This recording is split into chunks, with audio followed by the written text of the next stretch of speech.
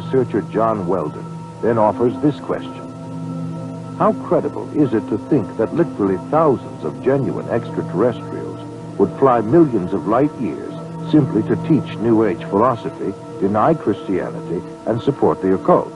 And why would the entities actually possess and inhabit people just like demons do if they were really advanced extraterrestrials? Dr. Pierre Guérin, an eminent scientist associated with the French National Council for Scientific Research, concludes that UFO behavior is more akin to magic than to physics as we know it, and that modern UFOnauts and the demons of past days are probably identical. The word demon in Greek comes from the root meaning knowledge or intelligence, implying that demons have access to knowledge and information denied to ordinary mortals. After what happened to me, the communion experiences, I decided that that might be a good idea to accept the idea of the devil just in case that's what I saw. If you look closely at the life of the world, you see the workings of evil in the world.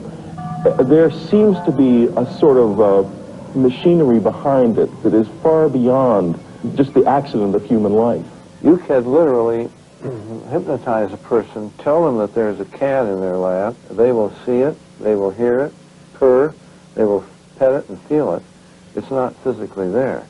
You tell the cat to scratch them, you know, and bring them out of it. There are scratch marks on their cheek. A non-physical object, under the right conditions, can leave physical evidence. I think it's demonic. It's a spiritual power of some kind for which there is no physical explanation. You can't explain it with the laws of chemistry and physics as we know it.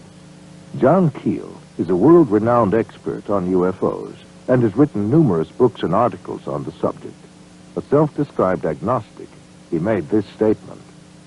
Thousands of books have been written on the subject of demonology, which is the ancient and scholarly study of monsters and demons. The manifestations and occurrences described in this literature are identical to the UFO phenomenon. Victims of demonic possession suffer from the same medical and emotional symptoms as the UFO contactees. I would say I was assaulted by something from the unknown rather than possessed by it. I hope that I was never possessed by it, although there are those who might disagree with me. And I don't think it was something out of craziness. If it came out of my mind, it came out of a part of my mind that is universal to us all. Like Stryper, there are thousands of others who have also sensed something evil and demonic. Something is here, probing people, inspecting them, planting thoughts in their minds, and manipulating their bodies.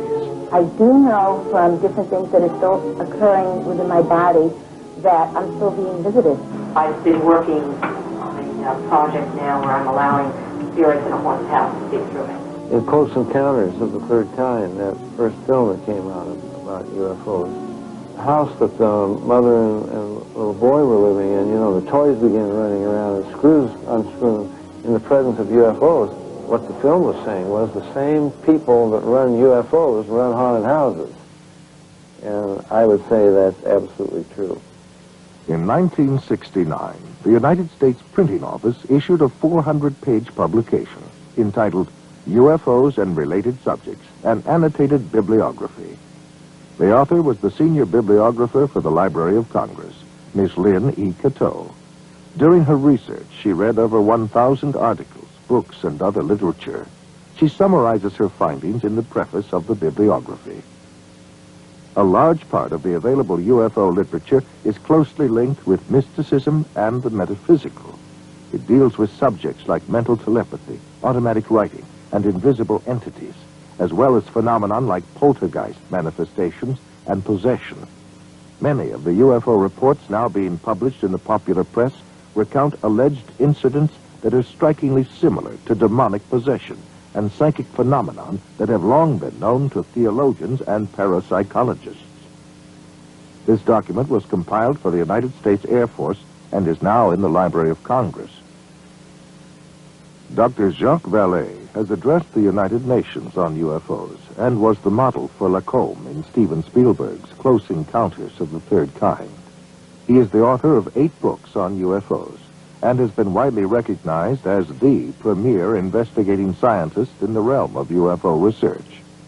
In his book, Messengers of Deception, Vallée says, an impressive parallel can be made between UFO occupants and the popular conception of demons.